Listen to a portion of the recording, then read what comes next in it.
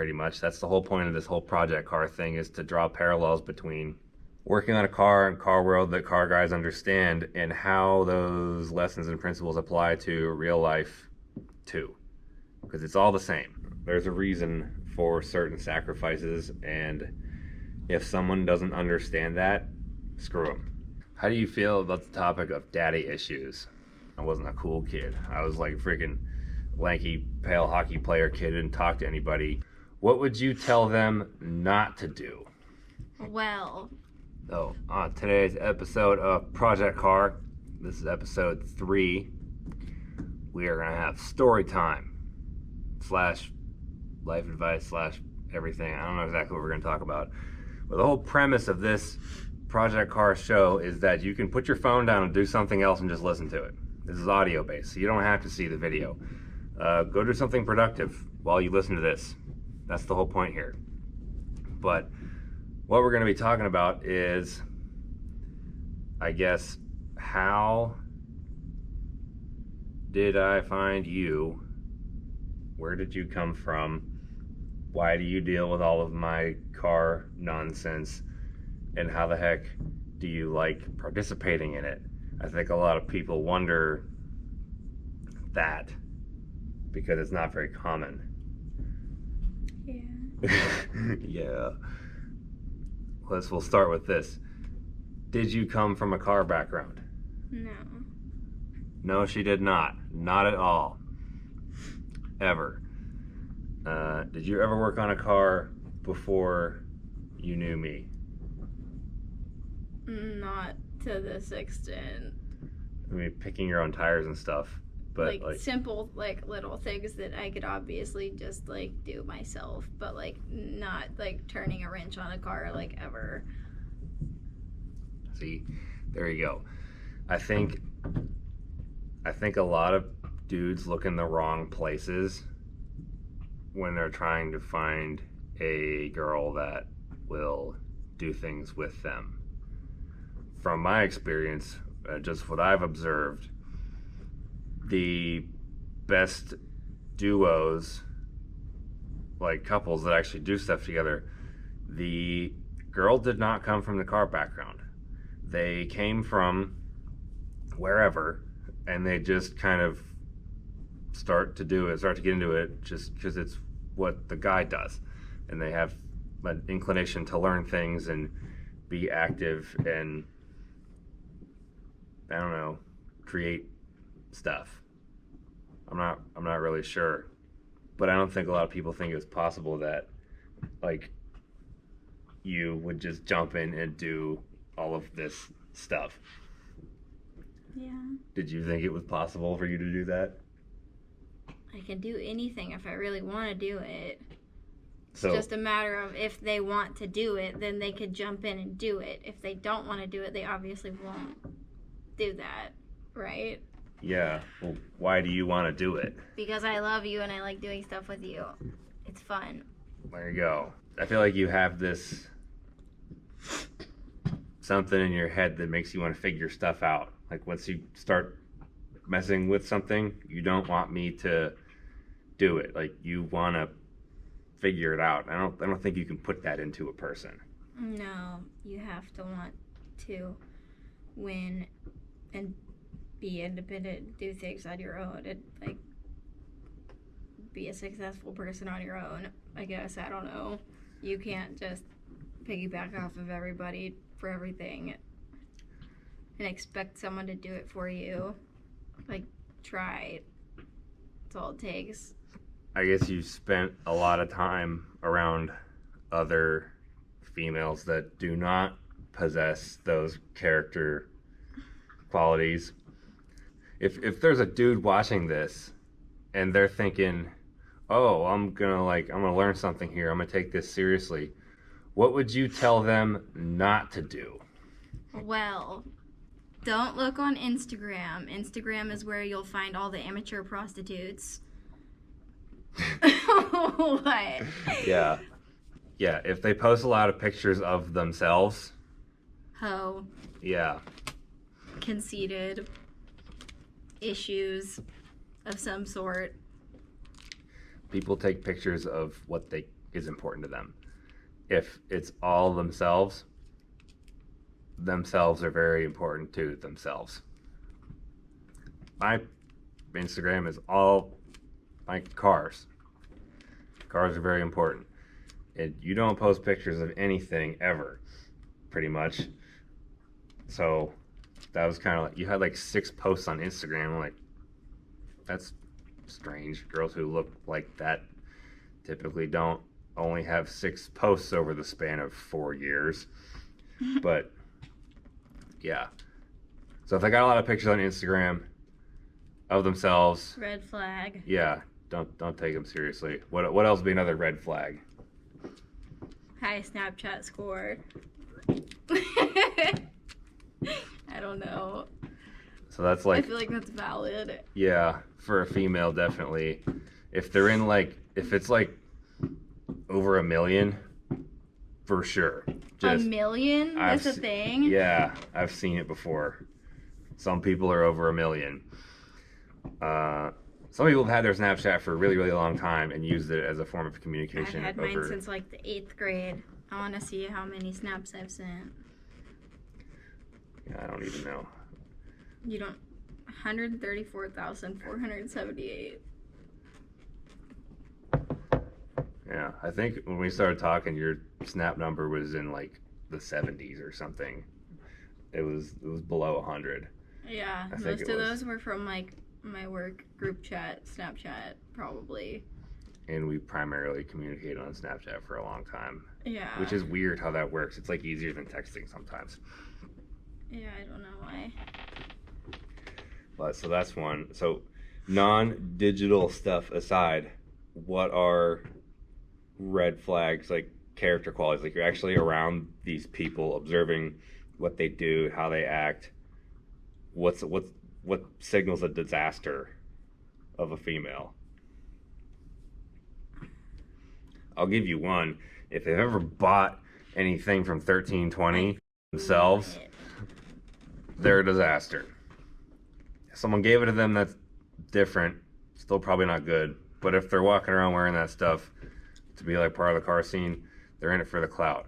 Car girls are not good. 99% of the time. There are very few exceptions. I know a couple of them that are, decent people, good people, but it came up as like a family thing, and it was not forced upon them. Like, but that's pretty much it. Literally like one, maybe. Yeah, just one, I think. Joe and Brian, that 1320 chick. She's like the only car world female that was with a car world dude who's normal. That's it. That's sad. It is. I could straight up say that. Every other female that I know that does stuff with their partner did not come from car world before that. Funny. So yeah, stay away from tire biters. They're in it for the clout. You can figure that out pretty easily. It's like, I make the comparison, some of you real G's may have heard me say this before.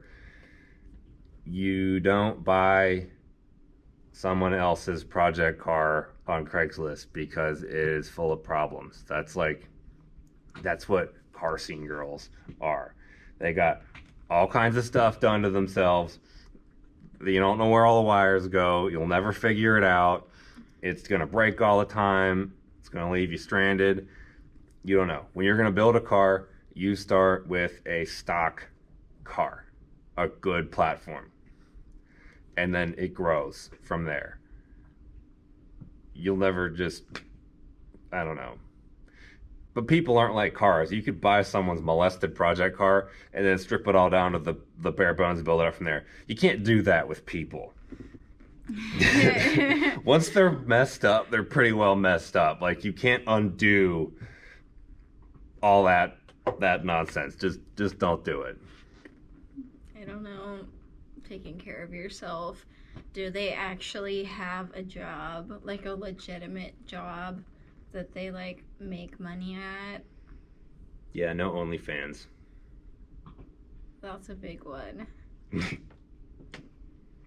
because I know of a lot of people that have like a normal job as like a front, but they're giant hoe bags.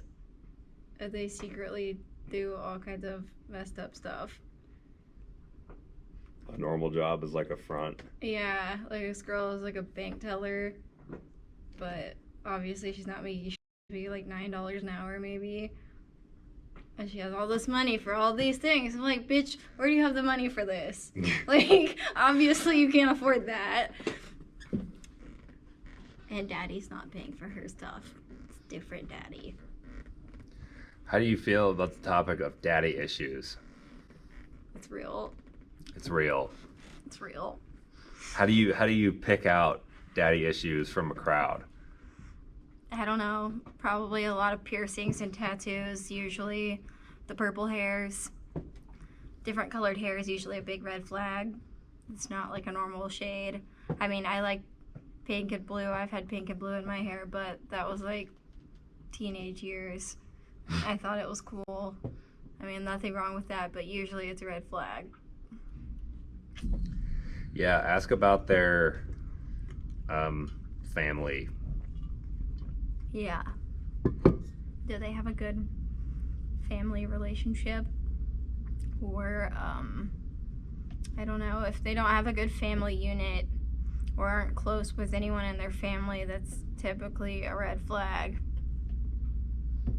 What? Yeah. Yeah, my parents are divorced, but hers are still married, which seems like rare these days because most people seem like they have divorced parents. At least as my life progressed, I knew more people with divorced parents than married ones. Usually in that situation, if they're divorced, the girl has probably lives with their mom or something, and if the dad's out of the picture, they definitely got some kind of issues. Mm-hmm. The bottom line is, if you want to find a high quality individual, you have to be a high quality individual yourself. You have to put in the work when no one's watching, take care of yourself, do things you don't want to do to be the kind of person that you want to attract. Yeah, you have to be. If you are sitting there thinking, covered in Cheeto dust and, didn't do anything all day, making the same dent in your couch deeper, how do you think you're going to, find somebody who's, 6 leagues ahead of you, that they're just going to magically just, oh, yeah, That's you. the funniest part ever, when it's, the fat guy with his bag of Doritos, and he, makes a comment about, the supermodel chick, not having an ass or something, and it's just, who are you to say anything? But, yeah, you gotta put in the work if you want to get it back. I didn't, when I was in high school, I didn't really participate in that realm at all. I didn't even try because I was not a desirable person. I wasn't a cool kid. I was freaking lanky, pale hockey player kid, didn't talk to anybody, and that was that. And I didn't like that. So when I started college, I decided to do something about it. I was I'm go to the gym. That's my thing. I'm gonna do that. And I thought maybe if I make this a part of my life, when I'm 30 years old, I want to look like Ivan Drago because he's the same height as me. That was my thing. I was not I don't know, at least to me, I wasn't proud of the way I looked. I looked like stick man. I was not real cool with it. Now I look like a normal person. Yeah, in 10th grade I was this height and I weighed 164 pounds, and now I'm a fairly lean 225, 230, depends if I've pooped recently or not. Oh my god.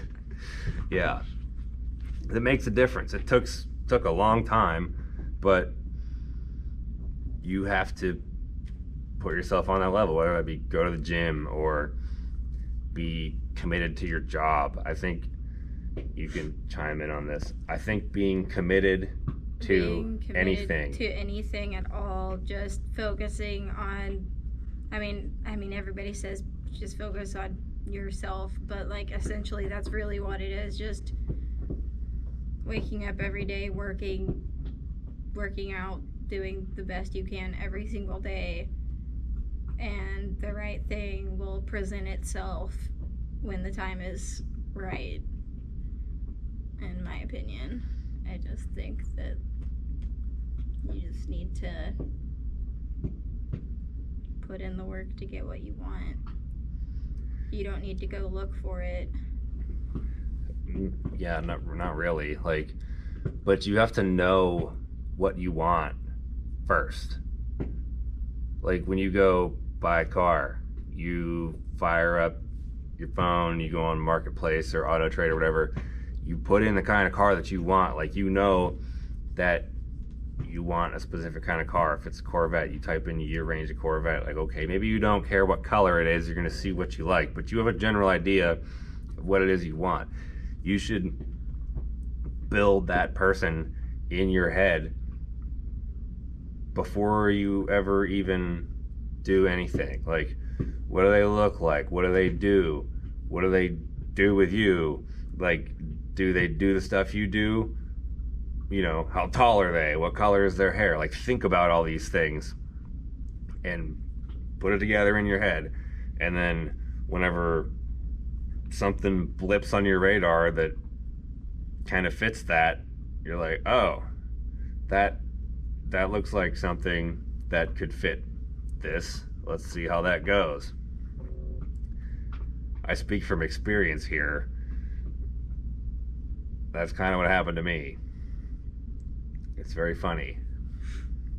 What? Nothing. You're gonna go more in depth? No.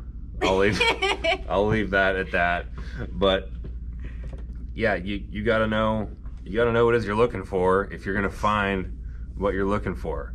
If you go to the toolbox, you say, I need a socket. Okay, well, what socket? You gotta know what you want before you can find it. I think that being passionate about anything is a huge draw. You can't filter yourself for people. You can't bend in that phase, because if you bend from who you really are and you modify what you really want to do during the phase of getting to know someone, they're not getting to know you. They're getting to know this form of yourself that you've filtered and crafted to suit them. And that'll wear off on some point. It'll wear off on you, you won't do it anymore, or they're gonna wear off on them because you won't be able to, keep that facade all the time. And that was kind of something for me, is like, I'm perfectly fine being by myself for the next 10 years if I have to. I'm going to do what I'm going to do. And if somebody cannot participate in that, then that's fine, because somebody will. That was my thought. And then she just kind of came out of nowhere and now lives the same ridiculous lifestyle that I do and keeps up with it and adds to it. So there you go. But I didn't filter myself when we were getting to know each other. I'm like, this is who I am, this is what I do, this is it. Were there any surprises? No. None at all. You knew exactly what you were getting into. Absolutely. Could you elaborate on that for these people? What, when you lived in the trailer? Yeah. When we first started talking, he lived in his race trailer, and his toaster didn't make his waffles crispy enough, and he took a paper plate and he made a teepee out of it and put it over his waffles in the toaster to make it crispier. He showed me all kinds of things, and I didn't get scared off. Yep. The real, all of it. Yep, that's how it was for almost a year, like a little over a year ago, when I was in Oklahoma City, I lived in the living quarters of my race trailer. And it was like my floor was like cardboard because it got wet. I had to rip it up. That's a story for a different day. It was cardboard and plastic. The thing was maybe 80 square feet, not designed to be lived in at all. And it was honestly like pretty embarrassing. Like I didn't really tell people that, but I didn't hold back when I was talking to her. I'm like, screw it. Like, this is what I do. And like, here's why. Like, she knew why I was doing it. And the fact that she understood that, didn't judge me for it, was something that stuck to me, that fit one more piece of that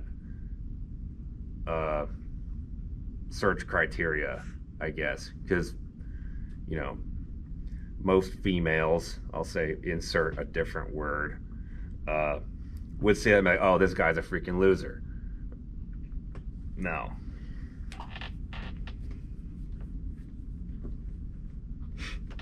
Not a loser. Nope. There's a reason for certain sacrifices, and if someone doesn't understand that, screw them. If somebody doesn't want to see the world the way you see it, through the lens of your passion and what gets you excited, screw them. Get rid of them. Doesn't matter. I don't care if it is your best friend that you've known since you were a little kid, or your sibling, your uncle, your cousin, your mom, your dad. If they pull energy from you when you talk about what you care about, one, you could just not talk to them about it anymore. Two, if that doesn't work, get rid of them completely, because this stuff is hard enough and you can't function around people who detract from what gets you excited to get out of bed every morning. It's hard to do. It feels weird. But once you realize that you don't owe anybody anything as far as being obligated to like maintain relationships, it is liberating, because you're just like, hey, you know what? I don't care. Bye.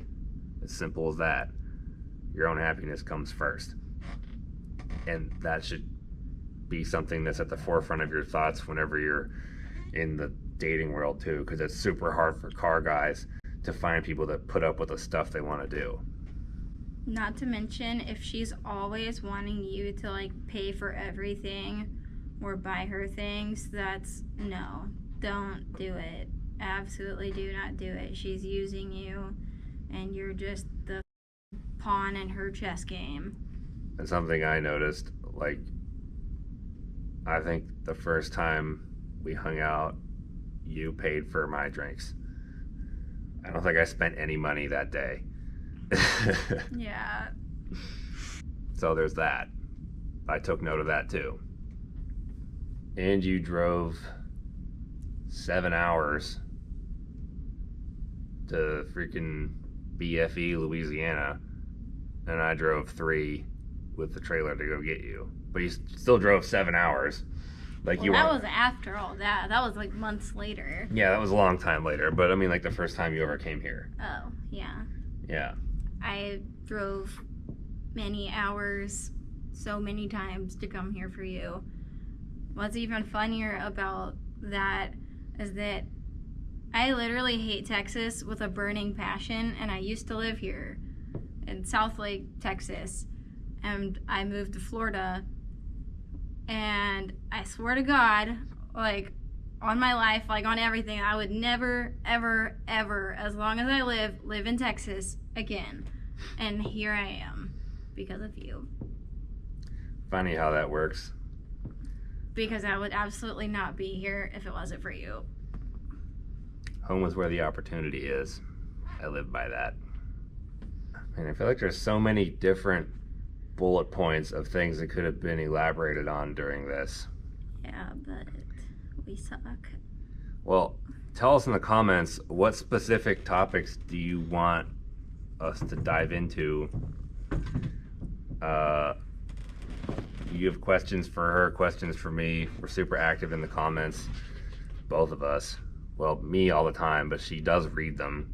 Sometimes Usually, if you say something stupid, she'll come out of lurking and just freaking clap back with a vengeance. You don't want that to happen. Typically, I'll like read through, and I'm like, oh, that's funny, cool, like it, whatever.